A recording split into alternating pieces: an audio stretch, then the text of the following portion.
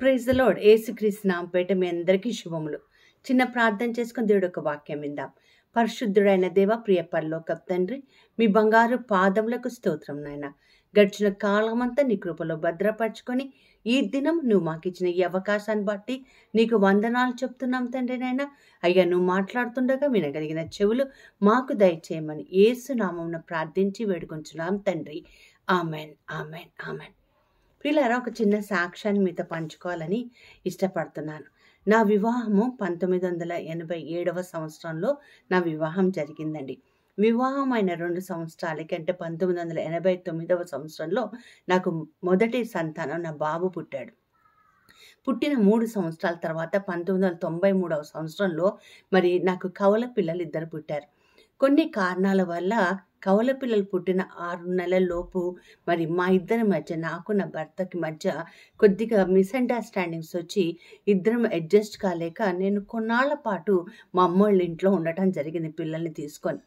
అయితే ఎప్పుడైతే నేను మా అమ్మ వాళ్ళ ఇంట్లో ఉన్నానో అప్పుడు తండ్రి లేని లోటు బాబుకి తెలుస్తుందని, అప్పటికే బాబు 3 సంవత్సరాలు ఉన్నాడు కాబట్టి బాబుకి అన్నీ అర్థమవుతున్నాయి కాబట్టి చాలా ఎక్కువ ప్రేమను చూపించడం ప్రారంభించాను.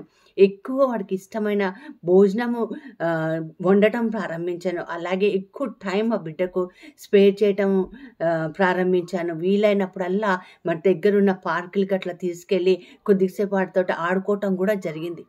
అంతా అవుతుంది. ఒక 2 నెలల తర్వాత, 2 నెలలు కూడా కాలేదు, 2 నెలల లోపలే ఒకరోజు రాత్రి బిడ్డలతో పాటు, బిడ్డలు పడుకున్న తర్వాత నేను ప్రార్థన చేసుకుంటూ ఉన్నాను. ప్రార్థన చేసుకుంటున్నప్పుడు నాకు ఒక స్వరం వినిపించిందండి. డాడీ డాడీ అని ఎవరో కలవరిస్తున్నారు, మాట్లాడుతున్నారు. ఎవరా అని చూస్తే మా బాబు నిద్దట్లో డాడీ డాడీ అని కలవరిస్తున్నాడు. నాకు ఒక్క నిమిషం అర్థం కాలేదు. డాడీ లేని లోటు నేను చూపిస్తున్నాను, ప్రేమను చూపిస్తున్నాను, సమయాన్ని ఇస్తున్నాను, భోజనాన్ని ఇస్తున్నాను, ఆటలు ఆడుకుంటూ ఉన్నాను. నాకు కొద్ది కోపం కూడా వచ్చింది. ఎందుకంటే నా కారణం ఏది లేదని నేను అనుకుంటూ ఉన్నాను ఆ రోజుల్లో. మరి నేను కోపంతో వచ్చేసాను. నా పిల్లలు కూడా నన్ను అర్థం చేసుకోవటం లేదని ఒకంత నాకు కోపం వచ్చింది. బాబుని లేపి అడిగాను, ఏం మాట్లాడుతున్నావు నువ్వు అంటే భయపడుతున్నాడండి, వణుకుతున్నాడు, గజగజ వణుకుతున్నాడు. ఏం లేదు అంటున్నాడు. చిన్న చిన్న మాటలు, అప్పుడే 3 సంవత్సరాల బాబు అంటున్నాడు. పర్వాలేదు నాన్న, నేను కొట్టను తిట్టను, కానీ ఏం మాట్లాడుతున్నాడు చెప్పు అంటే వాడు నన్ను నా మెడ చుట్టూ చేతులు 2 వేసి నా చెవులో చెప్తున్న మాట ఏంటంటే, మనము డాడీ దగ్గరికి వెళ్ళిపోదాం, నాకు డాడీ కావాలి. నేను అడిగాను, నేను అన్నీ చూస్తున్నాను కదా, అన్నీ ఇస్తున్నాను కదా, ప్రేమగా చూస్తున్నాను కదా, నీకేమైనా తక్కువైందా నాన్న చెప్పంటే, నాకు డాడీ కావాలి. ఆ మాట ఎప్పుడైతే మా బాబు అన్నాడో మరుసటి రోజు తెల్లవారుజామున నేను మా అమ్మగారికి చెప్పి నా బట్టలు సర్దుకొని నేను ఇంటికి వెళ్ళిపోయానండి. మా ఇంటికి వెళ్ళిపోయాను, నా భర్త దగ్గరికి వెళ్ళిపోయాను. పిల్లలకి ఒక్క పేరెంట్ ఉంటే సరిపోరండి. పిల్లలకి తల్లి తండ్రి ఉండాలి. తండ్రి ఎంత కిరాతకుడైనా, తల్లి ఎంత రోగిష్టైనా, పిల్లలకి వాళ్ళే హీరో హీరోయిన్లు. తల్లి తండ్రులు ఇద్దరు పిల్లలకి కావాలి. అందుకే నేను ఒక సేవకురాలుగా చెప్తాను, death only must separate the parents. నేను భార్యాభర్తల గురించి మాట్లాడటం లేదు, తల్లిదండ్రుల గురించి మాట్లాడుతున్నాను. భార్యాభర్తలు అయిన వారు తల్లిదండ్రులు అవుతారు. తల్లిదండ్రులు అయిన తర్వాత మరణమే మిమ్మల్ని వేరు చేయాలి తప్ప మరి ఏది కాదు. మళ్ళీ చెప్తున్నాను, death only must separate the parent. అందుకని ఈరోజు దేవుడు వాక్యము ఏమని వచ్చిందంటే, 127వ కీర్తన 3వ వచనంలో, కుమారులు యెహోవా అనుగ్రహించు స్వాస్థ్యము, గర్భఫలము ఆయన ఇచ్చు బహుమానం. పిల్లలు దేవుడిచ్చు బహుమానం, గిఫ్ట్ ఎంత ప్రెషస్ కదండి. మరి పిల్లలు ఎవరండి? నేను ఆలోచన చేస్తుంటే పిల్లలు అమాయకులు, పిల్లలు స్వచ్ఛత కలిగిన వాళ్ళు, ప్యూర్, చాలా ఇన్నోసెంట్, ప్యూర్, పరిశుద్ధులు, హోలీనెస్ ఉంటుంది వాళ్ళలో. అంతేకాకుండా వాళ్ళలో ఉన్న మంచి గుణం ఏంటంటే వాళ్ళు చాలా తొందరగా ప్రేమ, లవ్వింగ్, ఈ 4 గుణాలు వాళ్ళకు ఉంటాయండి. అమాయకులండి, స్వచ్ఛమైన వాళ్ళు, ప్రెషస్, అమూల్యమైన వాళ్ళండి పిల్లలు. పిల్లలని పిల్లల్లాగానే చూడాలి. ప్రియులారా, ఈరోజు తల్లిదండ్రులను ఒక్కసారి జ్ఞానంతో ఆలోచించుదాం. మన పిల్లలని మనం అన్నీ ఇచ్చి పోషిస్తున్నాం అనుకుంటున్నాం, కానీ అతి అమూల్యమైనవి ఇవ్వాల్సినవి మనం కొన్ని నేర్చుకోవాలి. పిల్లలు దేవుడిచ్చే బహుమానం. గర్భఫలం అన్నది దేవుడిచ్చిన బహుమానం. ఈరోజు ఆ బహుమానాన్ని ఏదైనా సరే, ఎంత కష్టమైనా సరే, ఎంతటి త్యాగానికైనా తల వంచుకోకుండా ముందుకి పిల్లల కోసం వెళ్ళాలని ఈరోజు పరిశుద్ధాత్మ దేవుడు మనతో మాట్లాడుతున్నారండి.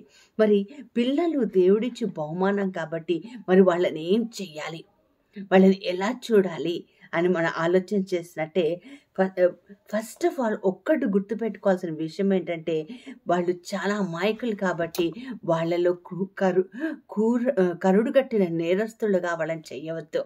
చాలామంది తల్లిదండ్రులు ఉన్నారండి, ఒకవేళ భార్యగా భర్తగా ఉన్నప్పుడు గొడవలాడినప్పుడు పిల్లలతోటి మాట్లాడిచ్చేస్తూ ఉంటారు. పిల్లలు అమాయకులండి. పిల్లల అమాయకులు. వాళ్ళు ఏం మాట్లాడుతున్నారో కూడా ఒక్కొక్కసారి అర్థం కాదు. వాళ్ళ మనసులో ఏదైనా ఉన్నా కూడా వాళ్ళు బయటికి సరిగ్గా వ్యక్తం చేసే వయస్సులో వాళ్ళు ఉండరండి.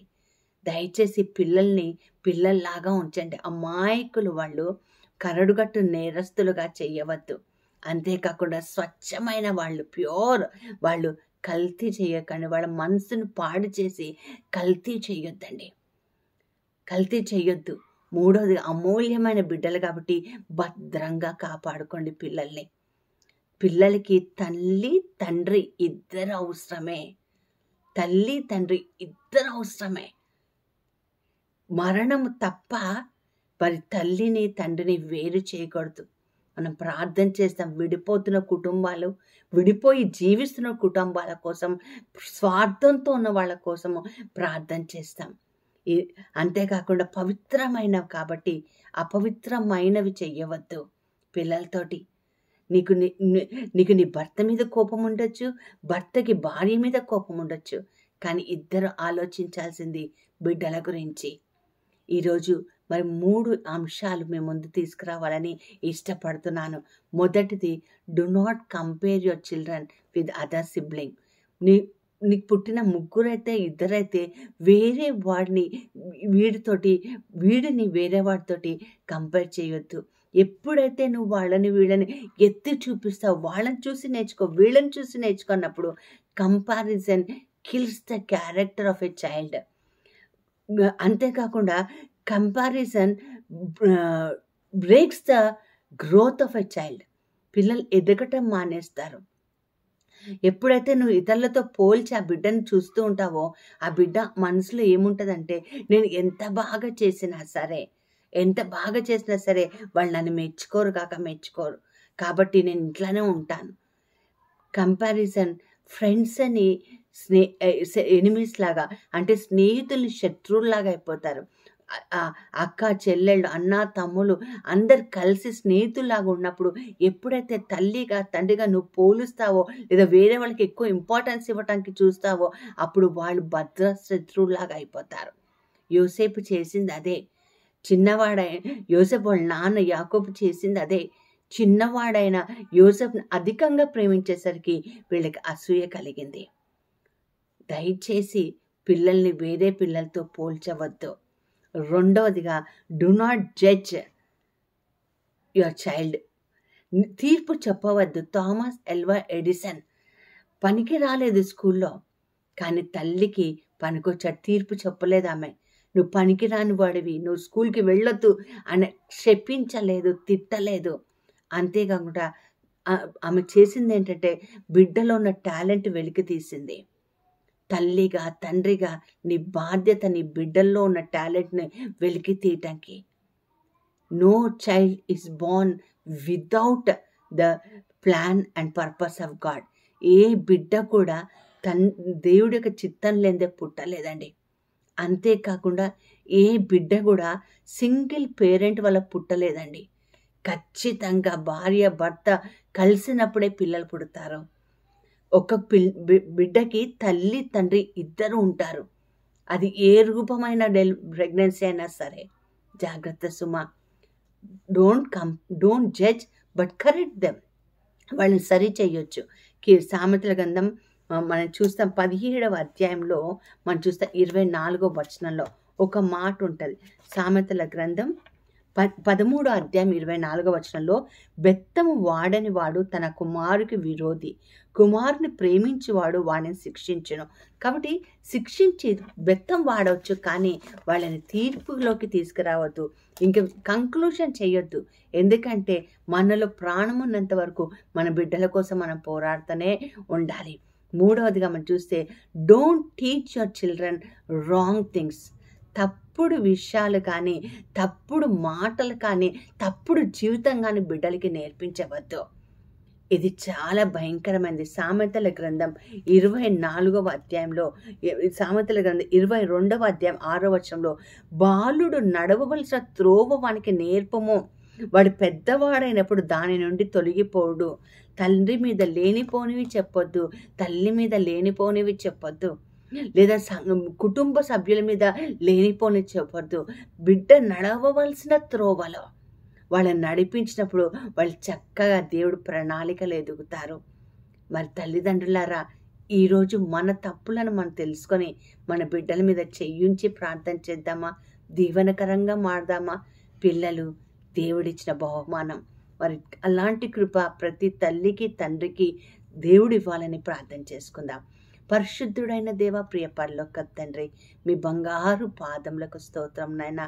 గడిచిన కాలమంతా నీ కృపలో భద్రపరుచుకొని ఈ దినం నాకు ఇచ్చిన దేవా మీకు వందనాలు.